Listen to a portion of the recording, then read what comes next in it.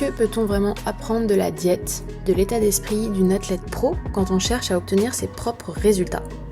Bon, ça me paraît évident, mais je vais quand même faire un petit disclaimer. Le but ici, c'est pas de vous dire « faites exactement pareil ». On est d'accord, l'athlète en question, elle se prépare pour une compétition très importante, puis surtout, c'est une grosse partie de sa vie. Donc il y a un enjeu énorme derrière. Rien à voir avec nous, on est bien d'accord. Son mode de vie est extrême, mais il peut y avoir des éléments intéressants à en tirer, et c'est exactement ce dont je vais parler ici. Second disclaimer, j'ai même pas cherché à connaître ses macros ou son total calorique, j'ai juste copié ses repas en les adaptant à mes propres besoins. Évidemment, je suis pas en train de vous dire de vous affamer à coup de 1200 calories, et j'espère vraiment que c'est clair. On dit souvent que quand on cherche à obtenir un résultat, notre environnement doit être en accord avec notre objectif, et surtout ne pas nous mettre de bâton dans les roues. Et dans le cas d'une perte de gras, le premier levier, c'est évidemment ce qu'on mange. Mais ce que cette diète m'a surtout rappelé, c'est que l'organisation, c'est vraiment la base. Avant même de parler de quoi manger, de quand manger, il faut que tout soit cadré, prêt, anticipé. Chez l'athlète que j'ai suivi, à part une seule matinée, son petit-déj était toujours le même, une sorte de pancake protéiné. Moi j'ai tout simplement switché pour une crêpe, même base, même idée.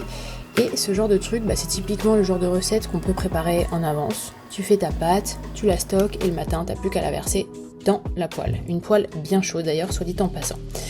On a donc un gros gain de temps et surtout un gros gain d'énergie mentale puisqu'on n'est pas là à se demander quel va être mon petit-déj.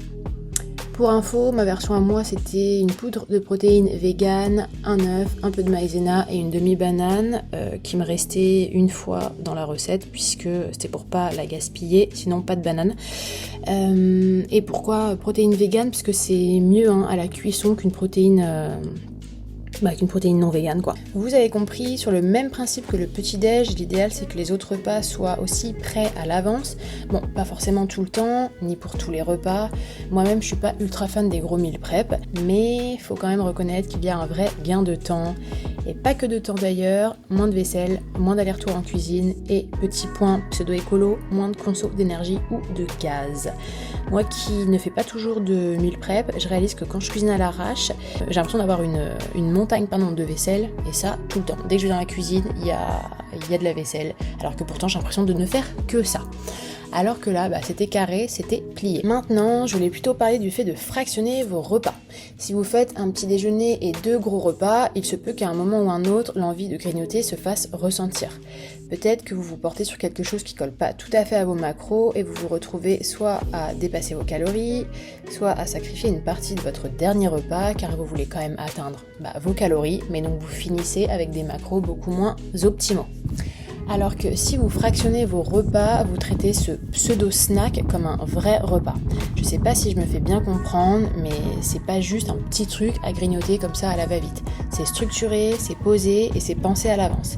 Par exemple, après le déjeuner qui était souvent riz, poulet, légumes, le snack ça avait tendance à être dinde plus patate douce. Ou alors omelette plus wrap. Donc dans mon cas, j'ai remplacé le wrap par des coquilles de maïs, mais ça reste le même concept en fait. Et l'avantage principal, c'est que c'est hyper rassasiant et quand t'as fini, tu passes à autre chose.